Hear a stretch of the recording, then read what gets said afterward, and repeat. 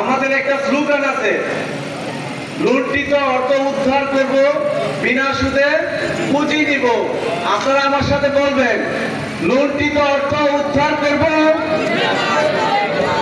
বিনা সুদে পুঁজি নিব। লুণ্ঠিত অর্থ উদ্ধার করব, লুণ্ঠিত অর্থ উদ্ধার করব। তো ঠিক আছে, আপনারা 25শে নভেম্বর থাকবেন। আইন পাশ হবে ইনশাল্লাহ। আইন পাশ হয়ে গেলে আর কোনো বাধা নেই। যারা আবেদন করেছেন তারা সবাই ঋণ পাবেন, কেউ বাদ যাবে না। ঠিক আছে? আর যদি কেউ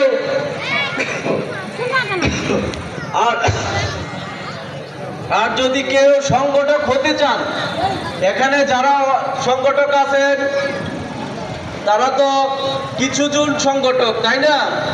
এখন যদি 10 জনে যেই কাজটা করতেছে, এটা কতটুক করতে পারবে? আর যদি 500 জন মিলায় বা 100 জনে করে, সেটা কতটুক করতে পারবে?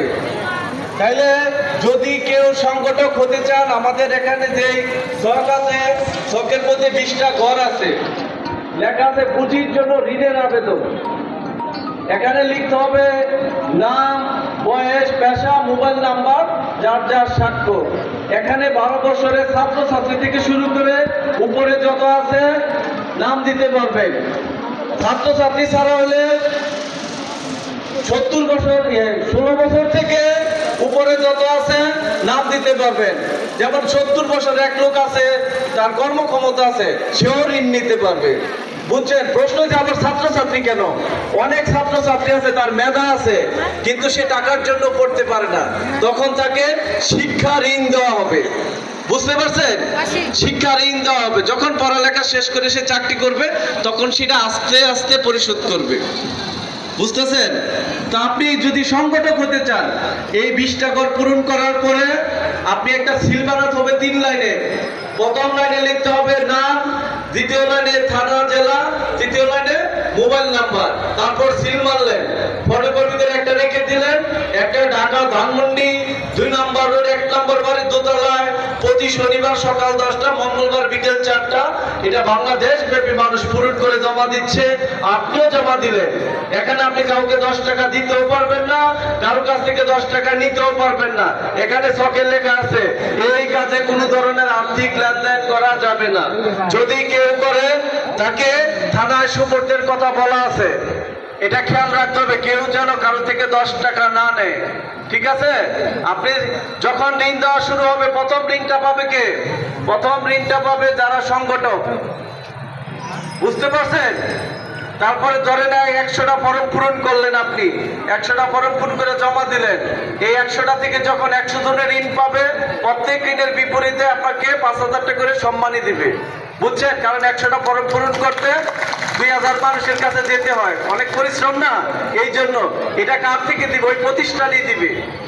জনগণের টাকা। আপনি বলতে পারেন যে আমার টাকা আমি ফেরত দিব, আবার ফেরত দিব কেন? তাই না? এটা কিন্তু একটা প্রশ্ন আছে, যে আমার টাকা ফেরত দেবো, যেহেতু আমার টাকাই তো পাচার হয়েছে, ফেরত দিতে হবে। কারণ 1,80,00,000 ঋণের আবেদন নেওয়া হচ্ছে। দেখা যাচ্ছে সমস্যা আছে 4-5 কোটি মানুষ, 4-5 কোটি মানুষ, তারা কি ঋণ পাবে না? তারাও ঋণ নিতে পারবে, তারাও আবেদন করবে, তারাও ঋণ নিতে পারবে। এটা চলতেই থাকবে, চলতেই থাকে। যেমন ধরেন আপনি দোকান থেকে 100 টাকা সদাই নিলেন, আপনার যে 100 টাকা দোকানদার কি করবে? সিন্ধুকে রেখে দিবে? রেখে দিবে না। রুটিওয়ালা আসলে রুটিওয়ালার হাতে আপনার টাকাটা রুটিওয়ালার হাতে ধরিয়ে দিবে। তো রুটিওয়ালায় কি করলো? রাস্তা দিয়ে যাচ্ছে, দেখতেছে তরকারি বিক্রি করতেছে, ওই আপনার টাকাটাই দরকার থেকে 100 টাকা তরকারি নিল। দরকার কি করলো? 100 টাকা গিয়ে চাউল কিনলো, আপনার টাকা দিয়ে কিনলো।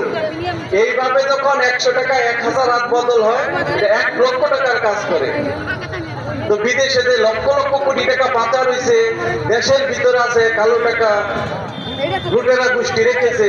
এই টাকাগুলি যদি এইভাবে ঘুরতো, কি অবস্থিত বাংলাদেশে? কল্পনা করার মতো? হ্যাঁ, কল্পনা করার মতো না, কিন্তু অনেক উন্নত হইতো বাংলাদেশ, কিন্তু লুটেরা গোষ্ঠীর জন্য সেটা হতে পারেনি।